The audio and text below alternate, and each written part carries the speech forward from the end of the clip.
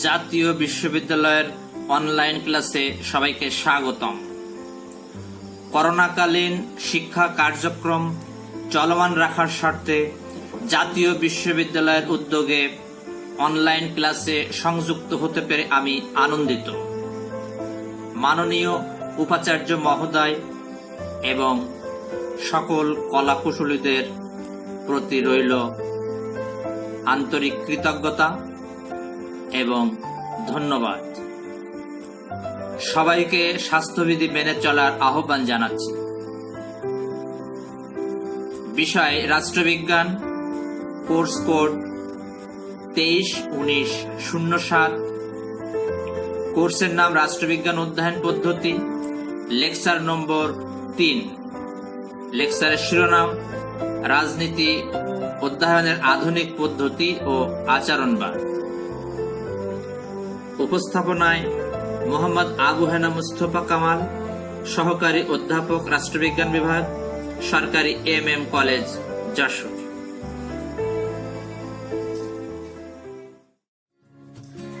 জাতীয় বিশ্ববিদ্যালয়ে অধ্যয়নরত শিক্ষার্থীবৃন্দ, অনলাইন ক্লাসে তোমাদেরকে শুভেচ্ছা ও অভিনন্দন জানাচ্ছি।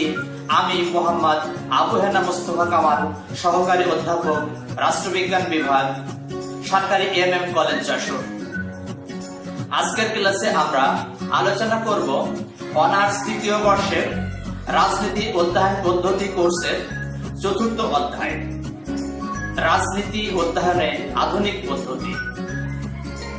এই অধ্যায়ে আমরা শিখব রাজনীতি অধ্যয়নে আধুনিক পদ্ধতি, মডার্ন অ্যাপ্রোচেস বলতে কি বোঝায়, আধুনিক পদ্ধতির বৈশিষ্ট্য সমূহ, আধুনিক পদ্ধতি সমূহ, গতানুগতিক বা সনাতন অধ্যয়ন পদ্ধতি ও আধুনিক অধ্যয়ন পদ্ধতির মধ্যে পার্থক্য।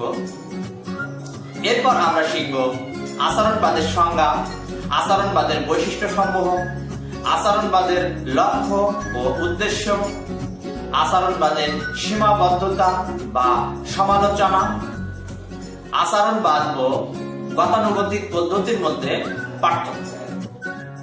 শিক্ষার্থী ভাই বোনেরা, তোমরা মনোযোগ সহকারে আমার ক্লাসটি দেখো এবং মনে রাখার চেষ্টা করো, তাহলে খুব সহজেই এইসব জটিল ও কঠিন বিষয় শিখতে পারবে। 3য় বর্ষে এই কোর্সটি একটু জটিল, এজন্য বেশি মনোযোগী হতে হবে। পরীক্ষায় ভালো নম্বর পাওয়ার জন্য অনেক অনেক লেখাপড়া করতে হবে, এর কোনো বিকল্প নেই। বিগত সময়ে আমরা দেখেছি যে এই কোর্সে শিক্ষার্থীরা বেশি ফেল করেছে। আমি বিশ্ববিদ্যালয়ের কার্যক্রমের সাথে দীর্ঘদিন থেকে জড়িত আছি। এই কোর্সের পরীক্ষার খাতা আমি নিয়মিত মূল্যায়ন করি। এজন্য তোমাদেরকে সতর্ক করছি যাতে তোমাদের ক্ষেত্রে এই সমস্যাগুলো না হয়। তো বন্ধুরা, এবার আমরা আমাদের মূল আলোচনা শুরু করি। অধ্যায় 4, রাজনীতি অধ্যয়নে আধুনিক পদ্ধতি, modern approaches to the study of politics. তো শিক্ষার্থী ভাই বোনেরা, আমরা একটু আলোচনা করার চেষ্টা করি। তো 20শ শতাব্দীর শুরুতেই রাজনীতি অধ্যয়নের গতানুগতিক পদ্ধতি সমূহের সীমাবদ্ধতা এবং দুর্বলতার কারণে এগুলোর বিরুদ্ধে বিরূপ প্রতিক্রিয়া সৃষ্টি হয়। বিশেষ করে পাশ্চাত্যের রাষ্ট্রবিজ্ঞানীগণ রাজনীতি অধ্যয়নের জন্য নতুন নতুন তত্ত্ব ও পদ্ধতি উদ্ভাবনের জন্য এক তাত্ত্বিক বিপ্লবের সূচনা করেন, যাকে আচরণবাদ বলা হয়। ফলে এর মাধ্যমে রাজনীতি অধ্যয়নে নতুন নতুন পদ্ধতির আগমন ঘটে। এ সকল পদ্ধতিকেই একত্রে আধুনিক পদ্ধতি বা মডার্ন অ্যাপ্রোচেস বলা হয়।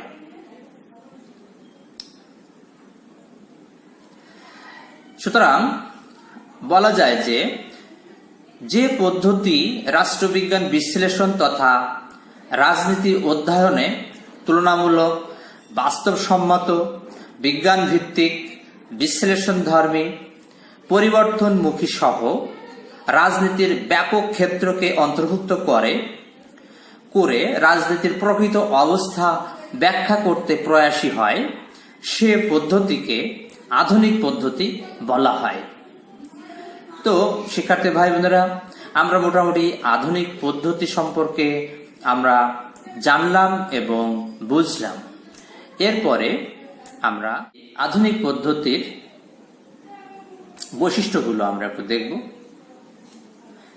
তো 1 নম্বরে আমরা পাবো ব্যাপক অনুসন্ধান। আধুনিক অধ্যয়ন পদ্ধতি রাজনীতি অধ্যয়নের সংকীর্ণতা এবং জাতি ভিত্তিকতা দূরীভূত করতে সক্ষম হয়েছে। গতানুগতিক পদ্ধতি 2 কারণে সংকীর্ণ। আমরা একটু কারণ দুটা দেখি। প্রথম হচ্ছে, কেবলমাত্র সরকারের আনুষ্ঠানিক প্রতিষ্ঠানসমূহ অধ্যয়ন করা হতো, অর্থাৎ গতানুগতিক পদ্ধতিতে। এবং 2 নম্বরে হচ্ছে, তুলনামূলক আলোচনার ক্ষেত্রে পাশ্চাত্য রাষ্ট্রসমূহকেই বেছে নেওয়া হতো। এটা গতানুগতিক পদ্ধতির ত্রুটি, এবং ফলে রাজনীতি অধ্যয়নের পরিধি ব্যাপক বিস্তৃত হয়। তো এই সকল কারণেই আমাদের আধুনিক পদ্ধতির উদ্ভব হলো এবং সেখানে ব্যাপক অনুসন্ধান সংযুক্ত হলো। এজন্য আধুনিক পদ্ধতির অন্যতম বৈশিষ্ট্য হচ্ছে ব্যাপক অনুসন্ধান। এরপরে আমরা আসব বাস্তব ভিত্তিক আলোচনা, অর্থাৎ আধুনিক পদ্ধতি অধ্যয়নের ক্ষেত্রে বা আধুনিক পদ্ধতির অন্যতম বৈশিষ্ট্য হচ্ছে বাস্তব ভিত্তিক আলোচনা। এটা আধুনিক পদ্ধতিটা বাস্তব ভিত্তিক আলোচনা করে। তো গতানুগতিক অধ্যয়ন পদ্ধতির ক্ষেত্রে আইন, আদর্শ এবং সরকারি প্রতিষ্ঠানসমূহ ছিল গুরুত্বপূর্ণ। নতুন অধ্যয়ন পদ্ধতিতে তার পরিবর্তে রাজনীতি ও নীতি নির্ধারণের ক্ষেত্রে যে সকল মৌলিক কাঠামো ও প্রক্রিয়া যুক্ত রয়েছে সেগুলোকে প্রাধান্য দেওয়া হয়েছে। এর ফলে রাজনীতির অধ্যয়নে সরকারি প্রক্রিয়া, রাজনৈতিক দল, স্বার্থ গোষ্ঠী, নির্বাচন, রাজনৈতিক যোগাযোগ এবং রাজনৈতিক সামাজিকীকরণ ইত্যাদি বিষয়ে যুক্ত হতে পেরেছে।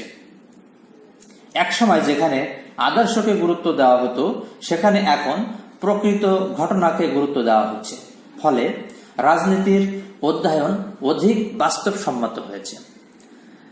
তো আমরা বাস্তবভিত্তিক আলোচনা এটা দেখলাম। এরপরে আমরা আসব সংখ্যাগত পরিমাপ। তো আধুনিক পদ্ধতি সমূহের একটি প্রধান বৈশিষ্ট্য হলো গণিত ও পরিসংখ্যান পদ্ধতির প্রয়োগ। এ সকল পদ্ধতিতে সংখ্যাগত পরিমাপের সাহায্যে রাজনীতি বিশ্লেষণের চেষ্টা করা হয়। তথ্য সংগ্রহ, শ্রেণীকরণ, তথ্য বিশ্লেষণ, চলক সমূহের মধ্যকার সম্পর্ক বিষয়ে অনুমান গ্রহণ ও পরীক্ষার সাহায্যে রাজনীতি অধ্যয়ন ও বিশ্লেষণ করা যায়। তো আধুনিক কালে গণিত ও পরিসংখ্যানের ব্যবহার ক্রমশ বৃদ্ধি পাচ্ছে। এরপর আমরা আসব বিশ্লেষণাত্মক বা বিশ্লেষণ ভিত্তিক আলোচনা, অর্থাৎ আধুনিক অধ্যয়ন পদ্ধতি এটা বিশ্লেষণ ভিত্তিক আলোচনা করে থাকে। পূর্বে রাজনীতির আলোচনা ছিল বর্ণনামূলক, যেটা আমরা গত ক্লাসে শিখেছি। তো সেখানে আধুনিক অধ্যয়ন পদ্ধতি সমূহের একটি অন্যতম বৈশিষ্ট্য হলো বিশ্লেষণমূলক। এখন শুধু রাজনীতির কোনো বিষয় বা প্রক্রিয়া কি তা বর্ণনা দেওয়া হয় না, সেটি কেন, কিভাবে ঘটেছে, এর ফলাফল কি ইত্যাদি বিষয়েও ব্যাখ্যা প্রদান করা হয়। পাশাপাশি রাজনীতির সাথে যুক্ত বিভিন্ন বিষয়, বিশেষ করে যে সকল উপাদান দ্বারা রাজনীতি প্রভাবিত হয়, সেগুলোরও যথাযথ আলোচনা করা হয়। এজন্য আধুনিক বিজ্ঞান ভিত্তিক পদ্ধতি বা আধুনিক পদ্ধতিটা অত্যন্ত বিশ্লেষণ ভিত্তিক আলোচনা করে থাকে। এরপরে আমরা আসব ব্যবস্থা কেন্দ্রিক অধ্যয়ন। অ্যালমন্ড, বিখ্যাত রাষ্ট্রবিজ্ঞানী অ্যালমন্ডের মতে আধুনিক অধ্যয়ন পদ্ধতি সমূহের ক্ষেত্রে ব্যবস্থার ধারণাকে কেন্দ্র করে বিশ্লেষণ কাঠামো গড়ে তোলা হয়। এক্ষেত্রে জাতীয়, আঞ্চলিক, কাঠামোগত বা আন্তর্জাতিক পর্যায়ের যে কোনো ব্যবস্থার অধ্যয়ন হতে পারে। এজন্য বলা যায় যে আমাদের আধুনিক অধ্যয়ন পদ্ধতিটা ব্যবস্থা কেন্দ্রিক অধ্যয়ন বা সিস্টেম বেসড স্টাডি। এরপর আমরা দেখব 6 নম্বর অভিজ্ঞতামূলক অধ্যয়ন। তো আধুনিক অধ্যয়ন পদ্ধতির আরেকটি উল্লেখযোগ্য বৈশিষ্ট্য এটি, অর্থাৎ অভিজ্ঞতামূলক অধ্যয়ন। রাজনীতির আলোচনাকে বাস্তবতার সাথে সামঞ্জস্যপূর্ণ করে তোলাই এ পদ্ধতির প্রধান উদ্দেশ্য। আদর্শ নৈতিকতা বা মূল্যবোধকে পরিহার করে বাস্তবে কি ঘটছে, কেন ঘটছে তা পর্যবেক্ষণ করা হয় এবং বাস্তব অনুসন্ধানের উপর ভিত্তি করে সিদ্ধান্ত গ্রহণ করা হয়। এরপর আমরা আসব তুলনামূলক আলোচনা পদ্ধতি। তো আধুনিক যে পদ্ধতিগুলো আছে তার মধ্যে তুলনামূলক পদ্ধতিও একটি অন্যতম, অর্থাৎ তুলনা করা একটা ব্যবস্থার সঙ্গে আরেকটা ব্যবস্থার, একটা সরকার ব্যবস্থার সঙ্গে আরেকটা সরকার ব্যবস্থার তুলনা। তো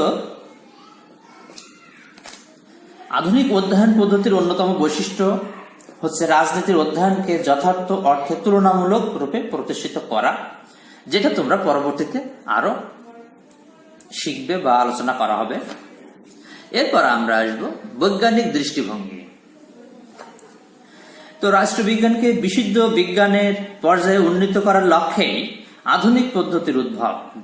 এজন্য আধুনিক পদ্ধতিতে সুসংবদ্ধ গবেষণার উপর গুরুত্বারোপ করা হয়। এজন্য গবেষণার ক্ষেত্রে আধুনিক পদ্ধতি তথ্য সংগ্রহ, শ্রেণীবিন্যাস, বিচার বিশ্লেষণ, যথার্থতা নিরূপণ, পরীক্ষাযোগ্য সিদ্ধান্ত গ্রহণ এবং তথ্যের পরিমাপ ও সংখ্যায়ন ইত্যাদি বিষয়গুলোকে প্রাধান্য দেয়। এরপরে আমরা আসব সুশৃঙ্খল অধ্যয়ন। তো আধুনিক পদ্ধতি হলো সুশৃঙ্খল অধ্যয়ন। এর মাধ্যমে রাজনীতির আলোচনাকে প্রণালীবদ্ধ ও সুব্যবস্থিত ধারায় প্রতিষ্ঠা করা সম্ভব হয়েছে। সুতরাং আধুনিক অধ্যয়ন পদ্ধতি অত্যন্ত সুশৃঙ্খল অধ্যয়ন। এরপর আমরা আসব আনুষ্ঠানিক কাঠামোর ব্যাখ্যা। রাজনীতির আনুষ্ঠানিক কাঠামোর পাশাপাশি রাজনৈতিক ব্যবস্থার অন্যতম নির্ধারক উপাদান অনানুষ্ঠানিক কাঠামো সমূহের ব্যাখ্যার মাধ্যমে রাজনীতিকে সঠিকভাবে বিশ্লেষণ করা সম্ভব। অনানুষ্ঠানিক কাঠামোর অন্যতম উপাদান হচ্ছে চাপ সৃষ্টিকারী গোষ্ঠী, রাজনৈতিক সংস্কৃতি, এলিটের সিদ্ধান্ত গ্রহণ প্রণালী, রাজনৈতিক সামাজিকীকরণ সহ অন্যান্য উপাদান। তো একটি দেশের রাজনীতির প্রকৃতি বিশ্লেষণের জন্য এসব উপাদানের ব্যাখ্যা অপরিহার্য এবং আধুনিক পদ্ধতি এসব উপাদানের প্রেক্ষিতেই রাজনীতি বিশ্লেষণ করে। এরপর আমরা আসব পরিবর্তন ও স্থিতিশীলতা। অর্থাৎ আধুনিক অধ্যয়ন পদ্ধতি গতানুগতিক পদ্ধতিতে কেবলমাত্র রাজনৈতিক স্থিতিশীলতার উপর গুরুত্ব আরোপ করা হয়েছে এবং যে কোনো ধরনের পরিবর্তনকে অনাকাঙ্ক্ষিত বলে মনে করা হয়েছে। তো আধুনিক পদ্ধতি এক্ষেত্রে অনেকটা গতিশীল, কেননা এটি রাজনীতিতে পরিবর্তনকে উৎসাহিত করে এবং কিভাবে রাজনৈতিক স্থিতিশীলতা বজায় রাখা যায় তাও ব্যাখ্যা করে। এই জন্য এই পদ্ধতিটা অনেকটা পরিবর্তনশীল। স্থিতিশীলতার কোনো প্রাধান্য এই আধুনিক বৈজ্ঞানিক পদ্ধতিতে নাই, কিন্তু সনাতন যে পদ্ধতি বা গতানুগতিক পদ্ধতি, সেই পদ্ধতিতে স্থিতিশীলতা লক্ষ্য করা যায়। এরপর আমরা আলোচনা করব গতানুগতিক বা সনাতন অধ্যয়ন পদ্ধতির সাথে আধুনিক অধ্যয়ন পদ্ধতির পার্থক্য। এটা তোমাদের জন্য খুবই ইম্পর্টেন্ট এবং পরীক্ষাতে কয়েকবার এসেছে এবং সামনের পরীক্ষাতেও আসতে পারে। এজন্য অত্যন্ত গুরুত্ব সহকারে এই আলোচনাটি তোমরা দেখবে এবং শুনবে। তো আমরা যে পার্থক্যের বিষয়টা নির্ধারণ করেছি, 1 নম্বরে আমরা পাবো বিষয়বস্তুর পার্থক্য। গতানুগতিক অধ্যয়ন পদ্ধতিতে রাষ্ট্র এবং প্রতিষ্ঠান, বিশেষ করে সরকারি প্রতিষ্ঠানসমূহ অধ্যয়ন করা হতো। গতানুগতিক রাষ্ট্রবিজ্ঞানীগণ মনে করতেন মানুষের সামগ্রিক জীবনের বিকাশ ও কল্যাণ রাষ্ট্রের মধ্যেই সম্ভব। তাই তাদের আলোচনা ছিল রাষ্ট্রকেন্দ্রিক। গতানুগতিক পদ্ধতি ছিল আনুষ্ঠানিক আলোচনার নামান্তর। কিন্তু আধুনিক কালে রাষ্ট্রবিজ্ঞানীগণ রাজনীতির সাথে যুক্ত ব্যক্তির আচরণকে রাজনীতি আলোচনার গুরুত্বপূর্ণ বিষয় হিসেবে গ্রহণ করেছেন। এজন্য আধুনিক পদ্ধতি অনানুষ্ঠানিক বিষয়ের উপর বেশি গুরুত্ব আরোপ করে। এজন্য আমরা দেখলাম যে সনাতন এবং আধুনিক পদ্ধতির মধ্যে বিষয়বস্তুগত পার্থক্য আছে। এরপরে আমরা দেখব যে আলোচনার দৃষ্টিভঙ্গিগত কি কি পার্থক্য এই দুই অধ্যয়ন পদ্ধতির মধ্যে আছে, সেটা আমরা দেখব। তো গতানুগতিক অধ্যয়ন পদ্ধতির ক্ষেত্রে আলোচনার কেন্দ্রে ছিল রাজনৈতিক দর্শন, নীতি, নৈতিকতা ও আদর্শ। মূল্যবোধ, অনুমান এবং আরোহমূলক পদ্ধতির সাহায্যে যে কোনো সিদ্ধান্ত গৃহীত হতো। কিন্তু পরবর্তীতে আধুনিক যে অধ্যয়ন পদ্ধতি, সেখানে রাজনীতির আলোচনা থেকে মূল্যবোধকে পরিহার করে বাস্তব ঘটনার উপর ব্যাপকভাবে নজর দেয়। গতানুগতিক পদ্ধতি ছিল কি হওয়া উচিত তার বিশ্লেষণ, আর আধুনিক পদ্ধতি কি ঘটছে তার বাস্তব ব্যাখ্যা দান করে। তো এজন্যই আমরা মোটামুটি আলোচনার দৃষ্টিভঙ্গিগত পার্থক্য আমরা দেখতে পাই। এরপরে আমরা দেখব যে রাজনীতির সংজ্ঞা ও প্রকৃতি নির্ধারণে এই দুই অধ্যয়ন পদ্ধতির কি পার্থক্য আছে। তো রাজনীতির সংজ্ঞা এবং প্রকৃতি বিষয়ে উভয় পদ্ধতির মধ্যে কিছু কিছু পার্থক্য আছে, আমরা সেটা দেখব। যে গতানুগতিক পদ্ধতির অনুসারীগণ রাজনীতির সংজ্ঞা ও প্রকৃতি নির্ধারণ করেছেন রাষ্ট্র, সরকার ও সার্বভৌমত্বের নিরিখে। তাদের সংজ্ঞা ছিল খুবই সংকীর্ণ। আধুনিক পদ্ধতির অনুসারীগণ রাজনীতিকে ক্ষমতা, কর্তৃত্ব, প্রভাব এবং বিরোধের প্রেক্ষাপটে সংজ্ঞায়িত করার প্রয়াস পেয়েছেন। আধুনিক সংজ্ঞায় রাজনীতির পরিধি ব্যাপক ও বিস্তৃত। তো শিক্ষার্থী ভাই বোনেরা, আমরা দেখলাম যে রাজনীতির সংজ্ঞা ও প্রকৃতিগত পার্থক্য এই দুই অধ্যয়ন পদ্ধতির মধ্যে পরিলক্ষিত হয়। এরপরে আমরা দেখব আলোচনার প্রকৃতি। তো গতানুগতিক পদ্ধতির আলোচনা ছিল প্রতিষ্ঠান কেন্দ্রিক এবং আইনমুখী। বিভিন্ন আইনগত নথিপত্র ও সংবিধানের ভিত্তিতে রাজনৈতিক প্রতিষ্ঠানসমূহের কাঠামো ও সংগঠনকে বর্ণনা করা হতো। অন্যদিকে বর্তমান কালে রাজনৈতিক অনুসন্ধান পরিচালিত হয় ব্যবস্থাকে কেন্দ্র করে। পর্যবেক্ষণজাত তথ্যের উপর ভিত্তি করে রাজনৈতিক ব্যবস্থাকে ব্যাখ্যা করা হয়। এরপরে আমরা পাব উদ্দেশ্যগত পার্থক্য। তো উদ্দেশ্যের দিক থেকে উভয় ধরনের পদ্ধতির মধ্যে যথেষ্ট পার্থক্য আমরা দেখতে পাব। গতানুগতিক পদ্ধতির উদ্দেশ্য ছিল আদর্শ রাজনৈতিক জীবনের অনুসন্ধান করা, কোনটি ভালো, মহৎ এবং আদর্শ রূপ তাই তখন অনুসন্ধান করা হতো। কিন্তু আধুনিক পদ্ধতির লক্ষ্য হল বাস্তব ভিত্তিক ঘটনার উপস্থাপন। এখানে অভিজ্ঞতালব্ধ ও প্রয়োগযোগ্য তত্ত্ব গঠনের লক্ষ্যে রাজনৈতিক অনুসন্ধান কার্য পরিচালিত হয়। তো আমরা উদ্দেশ্যগত পার্থক্য পেলাম। এরপরে আমরা পাব পদ্ধতিগত পার্থক্য। গতানুগতিক অধ্যয়ন পদ্ধতির ক্ষেত্রে পদ্ধতি হিসেবে ব্যবহৃত হতো দার্শনিক, ঐতিহাসিক, অবরোহমূলক, তুলনামূলক ইত্যাদি। অপরদিকে আধুনিক কালে পর্যবেক্ষণমূলক, পরীক্ষামূলক এবং পরিসংখ্যানমূলক পদ্ধতি ব্যবহার করা হয়। আধুনিক অধ্যয়ন পদ্ধতিতে বৈজ্ঞানিক কলাকৌশল ব্যবহারের উপর গুরুত্ব আরোপ করে। এরপরে আমরা 7 নম্বর দেখব যে আলোচনার ধরন। তো গতানুগতিক ও আধুনিক অধ্যয়ন পদ্ধতির মধ্যে আলোচনার ধরনগত কিছু পার্থক্য আছে। যেমন গতানুগতিক অধ্যয়ন পদ্ধতিতে রাজনীতি আলোচনার ক্ষেত্রে বর্ণনাত্মক রীতি অনুসরণ করত, আর আধুনিক অধ্যয়ন পদ্ধতিতে বিশ্লেষণমূলক রীতি অনুসরণ করে। এরপরে আসবো আমরা তত্ত্বগত পার্থক্য। গতানুগতিক অধ্যয়ন পদ্ধতিতে তত্ত্ব গঠনের উপর জোর দেওয়া হতো না।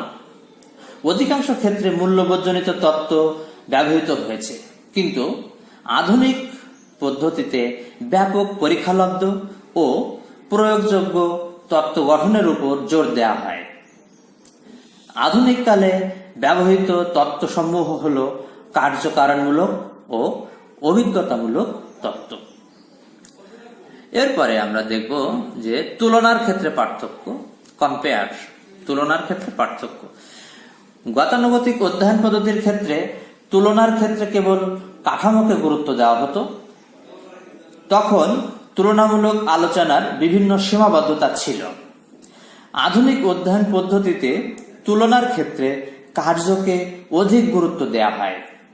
বর্তমানকালে তুলনামূলক পদ্ধতির সাহায্যে যথার্থ তুলনা করা সম্ভব হয়। এজন্য দুই পদ্ধতির মধ্যে তুলনার ক্ষেত্রে পার্থক্য আমরা দেখতে পাই। এরপরে আসবে সময় ও কালের বিচারে পার্থক্য। তো গতানুগতিক অধ্যয়ন পদ্ধতির সময়কালটি অত্যন্ত দীর্ঘ। প্রাচীন গ্রিক যুগ থেকে শুরু করে ঊনবিংশ শতাব্দী পর্যন্ত রাজনীতি অধ্যয়নের এ দীর্ঘ সময় গতানুগতিক অধ্যয়নের সময়কাল হিসেবে চিহ্নিত। গ্রিক দার্শনিক প্লেটো, অ্যারিস্টটল থেকে শুরু করে মেকিয়াভেলি, হবস, লক, রুশো, জন স্টুয়ার্ট মিল, টি.এইচ. গ্রিন সকলেই এই পদ্ধতি অনুসরণ করেছেন। অপরদিকে আধুনিক পদ্ধতির সূচনা ঘটে বিংশ শতাব্দীতে। এ সময় রাজনীতি অধ্যয়নের ক্ষেত্রে নতুন মাত্রা যোগ হয়। এ সময়ের রাজনীতি অধ্যয়নকে আধুনিক পদ্ধতি হিসেবে চিহ্নিত করা হয়। তো আমরা এভাবেই মূলত শিক্ষার্থী ভাই বোনেরা অনেকগুলো পার্থক্য আমরা আলোচনা করলাম। তো বিভিন্ন ক্ষেত্রে গতানুগতিক ও আধুনিক অধ্যয়ন পদ্ধতির যথেষ্ট অমিল রয়েছে। বর্তমানকালে আধুনিক অধ্যয়ন পদ্ধতি অত্যন্ত জনপ্রিয়। তবে গতানুগতিক পদ্ধতিও রাজনীতি অধ্যয়নের ক্ষেত্রে অপ্রাসঙ্গিক বা অপ্রাসঙ্গিক নয়, সেটাও এক সময়ে আমরা অধ্যয়ন করেছি। তো কালের বিবর্তনে আজকে আমাদের আধুনিক পদ্ধতির উদ্ভব হয়েছে। তো এজন্য বলা যায় যে উভয় ধরনের পদ্ধতি রাজনীতি অধ্যয়নকে সুসমৃদ্ধ করার ক্ষেত্রে যথেষ্ট ভূমিকা পালন করেছে। শিক্ষার্থী ভাই বোনেরা, আমরা শিখলাম রাজনীতি অধ্যয়নে আধুনিক পদ্ধতি, মডার্ন অ্যাপ্রোচেস বলতে কি বোঝায়, আধুনিক পদ্ধতির বৈশিষ্ট্য সমূহ, আধুনিক পদ্ধতি সমূহ, গতানুগতিক বা সনাতন অধ্যয়ন পদ্ধতি ও আধুনিক অধ্যয়ন পদ্ধতির মধ্যে পার্থক্য। এই বিষয়গুলোর মধ্যে যেগুলো বুঝতে পারবে না সেগুলো একাধিকবার দেখো, একাধিকবার পড়ো। কিছু নতুন শব্দের অর্থ যদি বুঝতে না পারো তাহলে ডিকশনারি দেখতে পারো। বর্তমানে জনপ্রিয় গুগল, উইকিপিডিয়া সার্চ দিতে পারো। এখানে সার্চ দিলে যে শব্দটি তোমার কাছে অপরিচিত আছে সেটা সার্চ দিলে তুমি তার অর্থ জানতে পারবে এবং দেখতে পারবে। এখানে সকল বিষয়ের অর্থ জানার সুযোগ আছে। এরপর আমরা আলোচনা করব আচরণবাদের সংজ্ঞা, আচরণবাদের বৈশিষ্ট্য সমূহ, আচরণবাদের লক্ষ্য ও উদ্দেশ্য, আচরণবাদের সীমাবদ্ধতা বা সমালোচনা, আচরণবাদ ও গতানুগতিক পদ্ধতির মধ্যে পার্থক্য। জটিল বিষয়সমূহ আমি আমার সাধ্যমতো সহজ করার চেষ্টা করেছি। এবার আমরা বিষয়গুলো বোঝার চেষ্টা করব। ধৈর্য ধরে একটু ক্লাসটা তোমরা দেখো এবং শোনো। অধ্যায় 5, এই অধ্যায়ে আমরা পাব আচরণবাদ। তো শিক্ষার্থী ভাই বোনেরা, রাষ্ট্রবিজ্ঞান অধ্যয়নে আধুনিক পদ্ধতি সমূহের মধ্যে অন্যতম মতবাদ হলো বা অন্যতম অধ্যয়ন পদ্ধতি হলো আচরণবাদ। আর্থার বেন্টলি ও গ্রাহাম ওয়ালাস 1908 সালে আচরণবাদী আলোচনার সূত্রপাত করেন। পরবর্তীতে Lasswell, Gosnell, Merriam, David Truman, Herbert Simon Catlin প্রমুখ চিন্তাবিদ আচরণবাদ বিকাশে অগ্রণী ভূমিকা পালন করেন।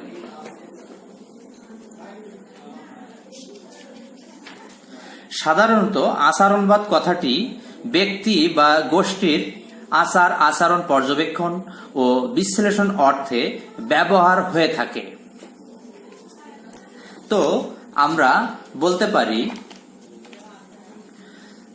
আচরণবাদ বলতে রাজনৈতিক প্রতিষ্ঠানের পরিবর্তে প্রতিষ্ঠানের সদস্যদের পর্যবেক্ষণযোগ্য আচরণের অধ্যয়ন, বিচার বিশ্লেষণ এবং বৈজ্ঞানিক অনুসন্ধানের জন্য বিজ্ঞান ভিত্তিক পদ্ধতির প্রয়োগই হচ্ছে আচরণবাদ।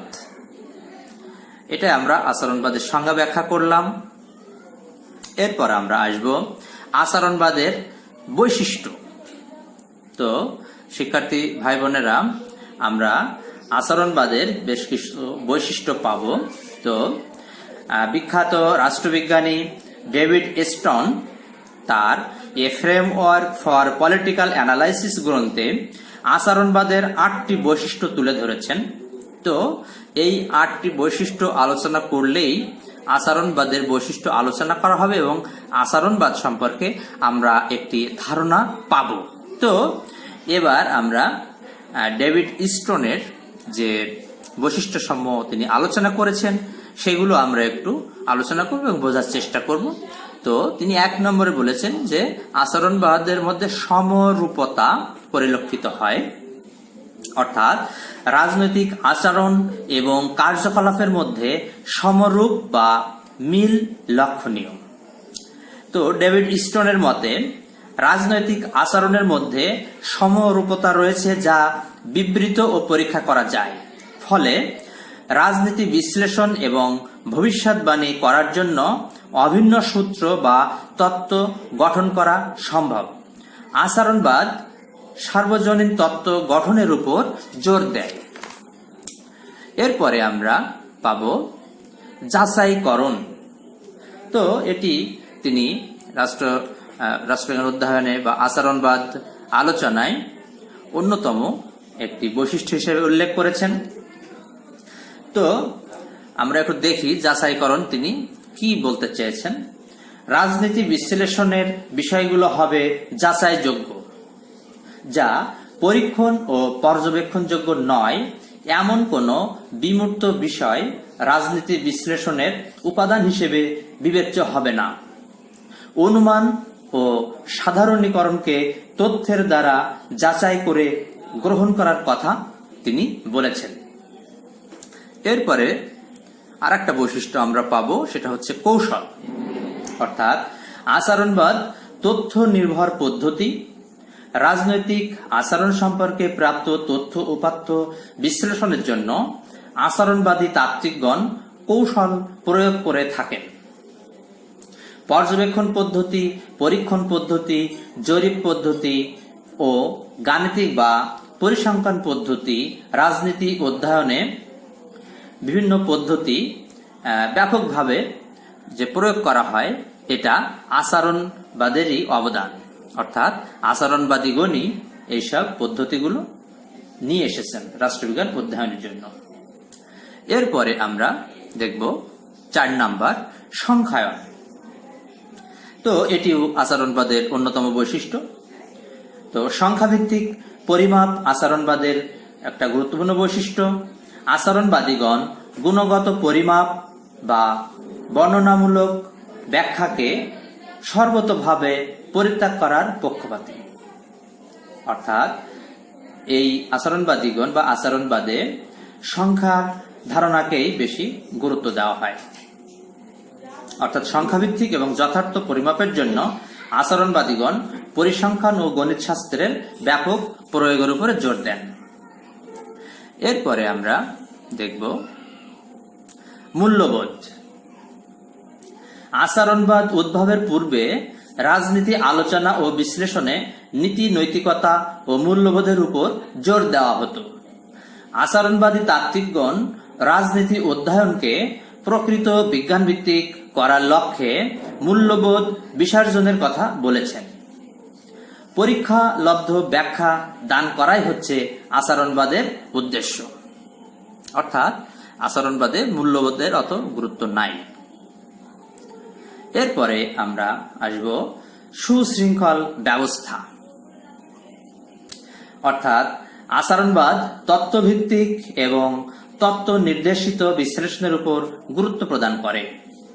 আচরণবাদীগণ মনে করেন গবেষণা কর্ম যদি তত্ত্বভিত্তিক না হয় তা অসম্পূর্ণ থেকে যায়, আর তত্ত্ব গবেষণা দ্বারা সমর্থিত না হলে তা হয়ে পড়ে অর্থহীন। এজন্য আচরণবাদের সুশৃঙ্খল ব্যবস্থা অন্যতম একটা বৈশিষ্ট্য। এরপরে আমরা পাব বিশুদ্ধ বিজ্ঞান। অর্থাৎ আচরণবাদ একটি খাঁটি বিজ্ঞান ভিত্তিক পদ্ধতি। এতে বৈজ্ঞানিক পদ্ধতি এবং তাত্ত্বিক ব্যাখ্যাদানকে গুরুত্ব প্রদান করা হয়েছে। এরপর আমরা পাব সংহতি সাধন। এটি আচরণবাদের অন্যতম বৈশিষ্ট্য। আচরণবাদ বিভিন্ন সামাজিক বিজ্ঞানের মধ্যে সেতু বন্ধন রচনায় আগ্রহী। রাজনৈতিক জীবনের প্রকৃত ব্যাখ্যার জন্য অর্থনীতি, সমাজবিজ্ঞান, মনোবিজ্ঞান সহ বিভিন্ন বিষয়ের মৌলিক ধারণা থাকা প্রয়োজন। এজন্য আচরণবাদী রাষ্ট্রবিজ্ঞানীগণ অন্যান্য বিষয়ের ক্ষেত্রে উদ্ভূত প্রণালী বা তত্ত্বকে গ্রহণ করার কথা বলেছেন। তো এভাবেই আমরা আচরণবাদের বৈশিষ্ট্য সম্পর্কে শিখলাম। এরপরে আমরা দেখব আচরণবাদের লক্ষ্য ও উদ্দেশ্য। অর্থাৎ এই আচরণবাদের কি কি লক্ষ্য উদ্দেশ্য আমরা দেখেছি বা দেখব। এটা অত্যন্ত গুরুত্বপূর্ণ। তোমাদের পরীক্ষাতে এ ধরনের প্রশ্ন হয়ে থাকে, এজন্যই এটাও আলোচনায় আনা হয়েছে। তো আচরণবাদের সুনির্দিষ্ট লক্ষ্য এবং উদ্দেশ্য রয়েছে, যেগুলো আমরা এক এক করে আলোচনা করব। যেমন গতানুগতিক পদ্ধতির সীমাবদ্ধতা চিহ্নিত করা। অর্থাৎ আচরণবাদ ছিল একটি তাত্ত্বিক বিপ্লব। গতানুগতিক, প্রতিষ্ঠান কেন্দ্রিক ও বর্ণনাত্মক এসব পদ্ধতির সীমাবদ্ধতা তুলে ধরাই ছিল আচরণবাদের একটি অন্যতম লক্ষ্য। এরপরে আমরা পাব বিজ্ঞানসম্মত পদ্ধতির আবিষ্কার। আচরণবাদের আরেকটি মুখ্য উদ্দেশ্য ছিল রাষ্ট্রবিজ্ঞান আলোচনায় নতুন নতুন পদ্ধতি গড়ে তোলা, যার ফলশ্রুতিতে পরবর্তীকালে রাষ্ট্রবিজ্ঞানে ব্যবস্থা তত্ত্ব, কাঠামো কার্যগত তত্ত্ব এবং ক্রীড়াতত্ত্ব ও যোগাযোগ তত্ত্বের মতো বিজ্ঞান ভিত্তিক দৃষ্টিভঙ্গির আবির্ভাব ঘটে। এরপরে আমরা পাব অভিজ্ঞতাবাদী ধ্যান ধারণা ও তত্ত্ব প্রতিষ্ঠা। আচরণবাদ অভিজ্ঞতাবাদী তত্ত্ব ও গবেষণালব্ধ জ্ঞানের পারস্পরিক বিশ্বাসের দ্বারা রাজনৈতিক কাঠামোর বিচার বিশ্লেষণ করেছে। ফলে আচরণবাদের অন্যতম উদ্দেশ্য ছিল প্রয়োগযোগ্য ও পরীক্ষালব্ধ ধ্যান ধারণা ও তত্ত্ব গড়ে তোলা। এরপরে আমরা পাব তত্ত্ব ও গবেষণার মধ্যে ঐক্য প্রতিষ্ঠা। তত্ত্ব ও গবেষণা পরস্পর নির্ভরশীল এ ধারণাকে গ্রহণ করে আচরণবাদ তত্ত্ব ও গবেষণার মধ্যে দৃঢ় সংহতি সাধন করার চেষ্টা করেছে। আচরণবাদের অন্যতম লক্ষ্য ছিল রাষ্ট্রবিজ্ঞানে আচরণবাদ নতুন দৃষ্টিভঙ্গির পথ প্রশস্ত করে অন্যান্য সমাজবিজ্ঞান ও ভৌত বিজ্ঞানের সাহায্যে রাষ্ট্রবিজ্ঞানকে প্রকৃত বিজ্ঞান ভিত্তিক ধ্যান ধারণার উপর প্রতিষ্ঠিত করা।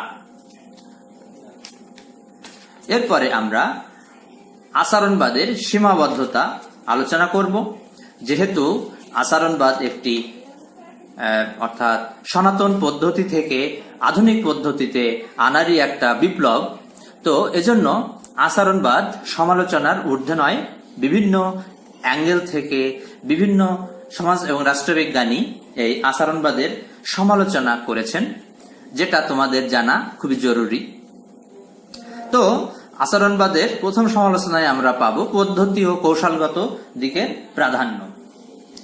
আচরণবাদ ফলাফল অপেক্ষা তত্ত্ব, পদ্ধতি ও কৌশলের প্রতি বেশি মাত্রায় গুরুত্ব আরোপ করে। এ মতবাদে সংখ্যায়ন, রেখাচিত্র প্রভৃতি অভিজ্ঞতাবাদী কৌশলের প্রতি তীব্র আকর্ষণ লক্ষণীয় হয়। এই মতবাদে এমতাবস্থায় সংখ্যায়ন ও পরিমাপ বহির্ভূত সমস্যাকে এড়িয়ে যাওয়ার চেষ্টা করা হয়, ফলে রাজনৈতিক জীবনের সামগ্রিক বিশ্লেষণ ব্যাহত হয়। অনেকে আচরণবাদকে সংখ্যা তত্ত্বের নামান্তর হিসেবে অভিহিত করেছেন। এরপরে আমরা পাবো মূল্যবোধের অস্বীকার, অর্থাৎ আচরণবাদে রাজনীতি বিশ্লেষণের ক্ষেত্রে মূল্যবোধকে বিসর্জন দেওয়ার কথা বলা হয়েছে। আচরণবাদীদের যুক্তি ছিল মূল্যবোধ সম্পৃক্ততা গবেষণাকে অবাস্তব ও অবৈজ্ঞানিক করে তোলা, কিন্তু বাস্তবতা হচ্ছে রাজনীতি বিশ্লেষণে মূল্যবোধের ভূমিকাকে পরিপূর্ণ বিসর্জন দেওয়া যায় না। লিও স্ট্রাউস নামক বিখ্যাত রাষ্ট্রবিজ্ঞানী তিনি বলেন, মূল্যবোধ ব্যতীত রাজনৈতিক সামাজিক ঘটনার আলোচনা সম্ভব নয়, কারণ মানব জীবনের এমন অনেক বিষয় রয়েছে যেগুলো মূল্যবোধ ও নৈতিকতার সাথে গভীরভাবে সম্পৃক্ত। এরপরে আমরা পাবো রক্ষণশীলতা। আচরণবাদের বিরুদ্ধে একটি বড় অভিযোগ হচ্ছে এর রক্ষণশীল বৈশিষ্ট্য মণ্ডিত, এটি অত্যন্ত রক্ষণশীল বৈশিষ্ট্য মণ্ডিত। তো লিও স্ট্রাউস তিনি বলেন, আচরণবাদকে অতিমাত্রায় উদারনৈতিক গণতন্ত্রের পূজারী বলে সমালোচনা করেছেন, বা তিনি এটা সমালোচনা করেছেন। এরপরে আমরা পাব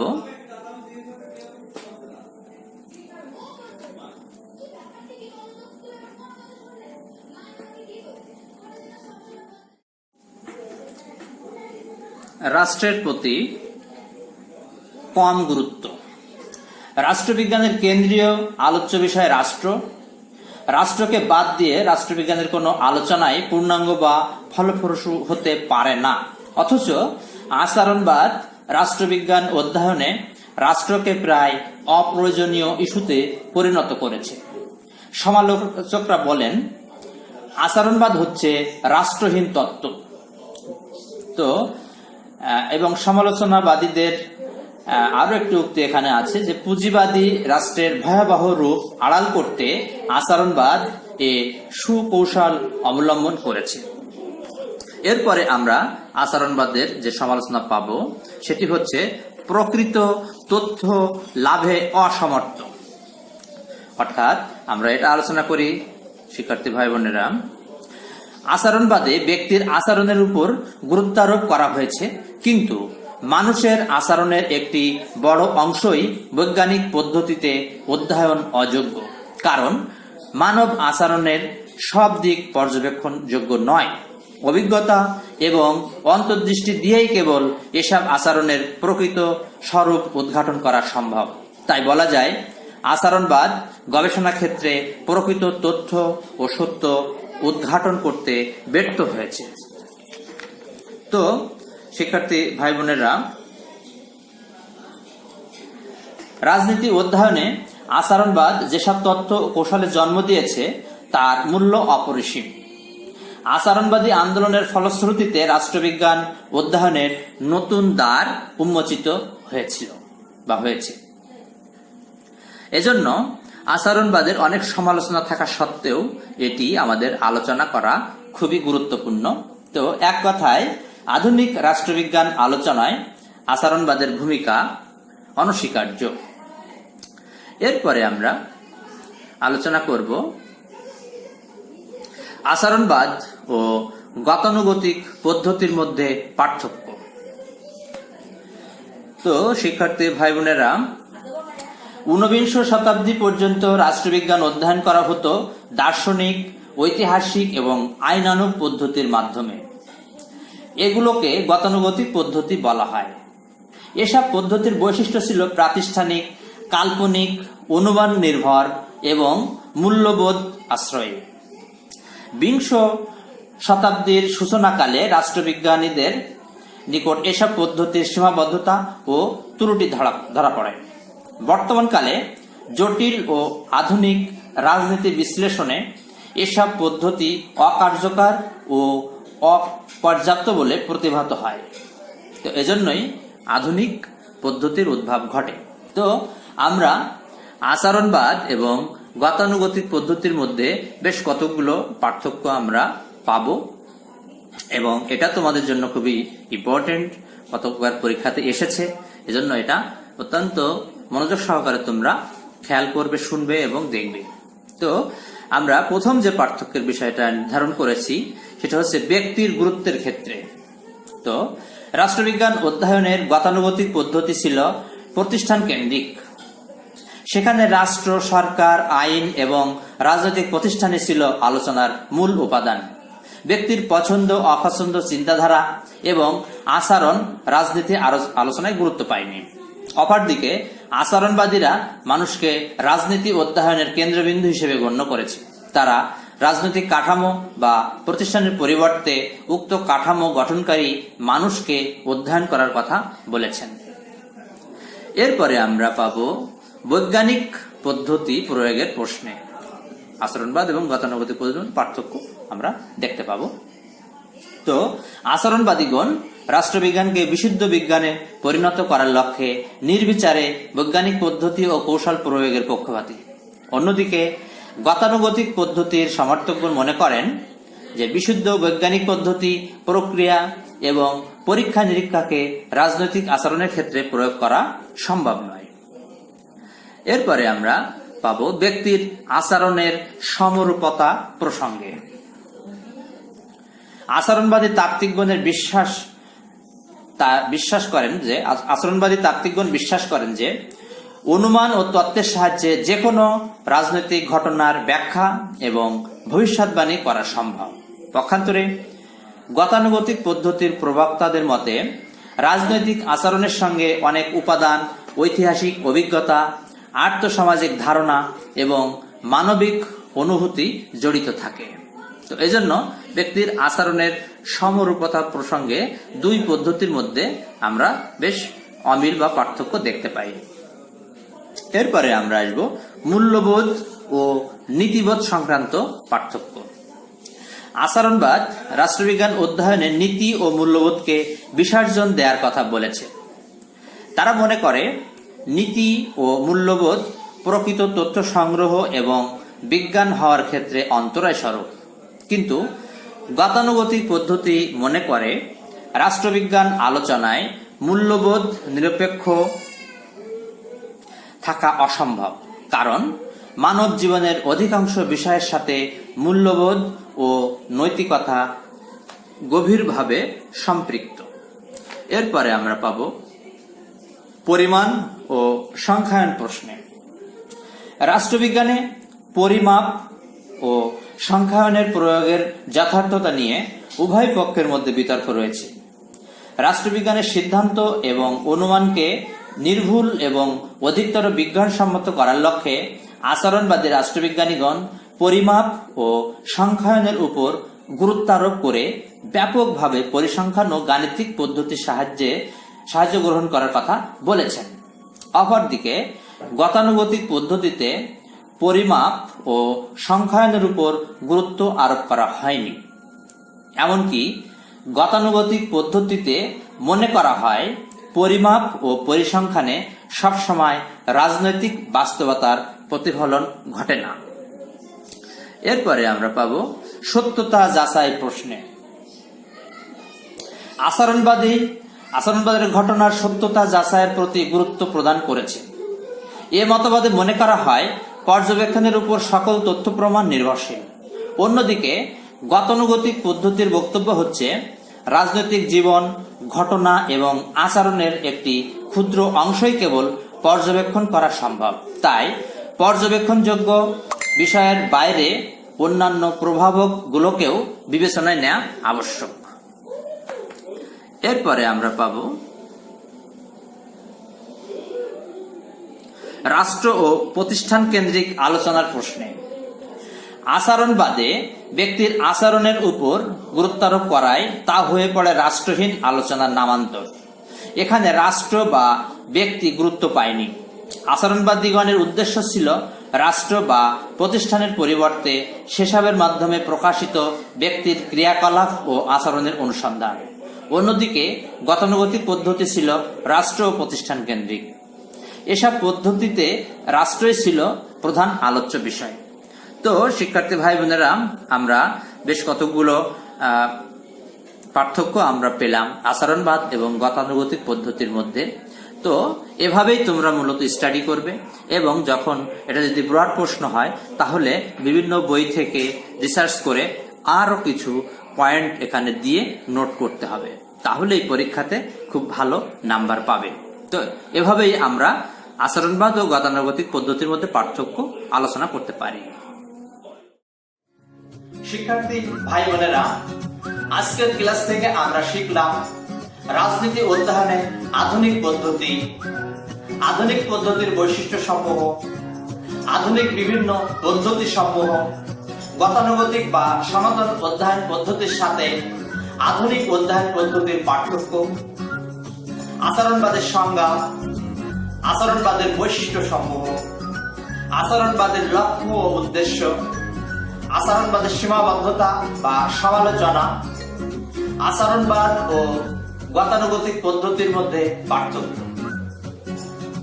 তো একটা ক্লাসে অনেক টপিকসই আমরা শিখে গেলাম, তোমাদের জন্য একটু প্রেসারের বিষয় হবে, তবে তোমরা নিয়মিত ভিডিওটি দেখো এবং প্র্যাকটিস করো, তাহলে এটা তোমাদের কাছে খুবই সহজ হবে আমার বিশ্বাস। ক্লাসটিতে কোনো বিষয় অস্পষ্ট এবং কারিগরি ত্রুটি থাকতে পারে, যেহেতু অনলাইন ভিডিও ক্লাস নতুন শুরু করেছি, এজন্য ভুলের পরিমাণ বেশি হতে পারে। তো ক্ষমা সুন্দর দৃষ্টিতে আমার ক্লাসটি মূল্যায়িত হবে বলে আমার বিশ্বাস। এতক্ষণ ধৈর্য ধরে আমার ক্লাসটি দেখার জন্য তোমাদেরকে অনেক অনেক ধন্যবাদ। সকলের সুস্বাস্থ্য এবং মঙ্গল কামনা করে আজকের মতো শেষ করছি। আল্লাহ হাফেজ।